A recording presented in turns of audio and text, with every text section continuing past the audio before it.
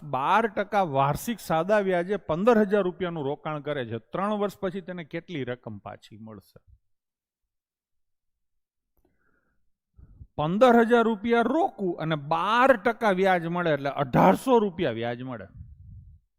15,000 ના 12% એટલે 1,800 રૂપિયા વ્યાજ મળે. 15,000 ના 12% શોધી લો. આ દર વર્ષે મળે. આવું 3 વર્ષ સુધીનું વ્યાજ ગણો ને એટલે 5,400 રૂપિયા થાય. 1,800 ના 3 ગણા આટલું વ્યાજ મળે.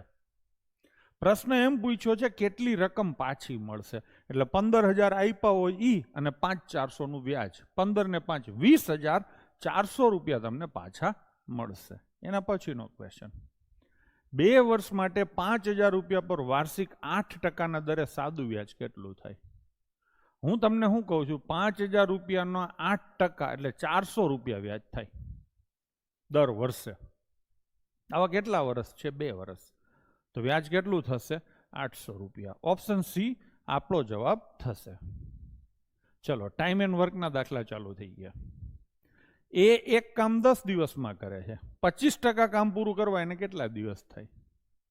25% દિવસ થાય. ચોથા ભાગનું કામ કરવું છે તો ટાઈમ એ ચોથા ભાગનો જ લાગે. તો 10નો ચોથો ભાગ કેટલો થાય? 10/4 એટલે 2.5 દિવસ થાય. થઈ ગયું ને? ચલો, એના પછીનો ક્વેશ્ચન લઈશું.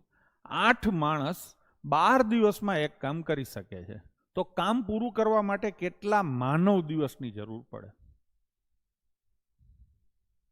એક માણસ આખો દિવસ કામ કરે ને એટલે 1 માનવ દિવસ કહેવાય.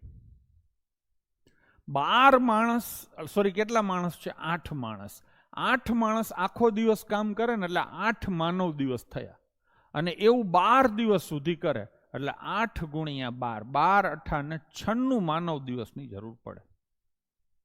બીજી ભાષામાં કહું, આવો પ્રશ્ન પૂછે કેટલા માનવ દિવસ જોઈએ, તો આનો મતલબ તમે એવો કાઢી શકો છો કે એક માણસ આ કામ કેટલા દિવસમાં પૂરું કરે. એક માણસ આ કામ જેટલા દિવસમાં પૂરું કરે ને એટલા મેન ડેઝ રિક્વાયર્ડ કહેવાય. ડન છે? ચલો ફરીથી કરું. 8 માણસને એક કામ કરતા 12 દિવસ થાય છે, તો એક માણસને આ કામ કરતા કેટલા દિવસ થાય? તમે આમ કરી શકો છો. ચોકડી ગુણાકાર નહીં થાય, સીધો ગુણાકાર થશે. તો 8 × 12 અને છેદમાં 1, તો કેટલા માણસ દિવસ જોઈએ? 96.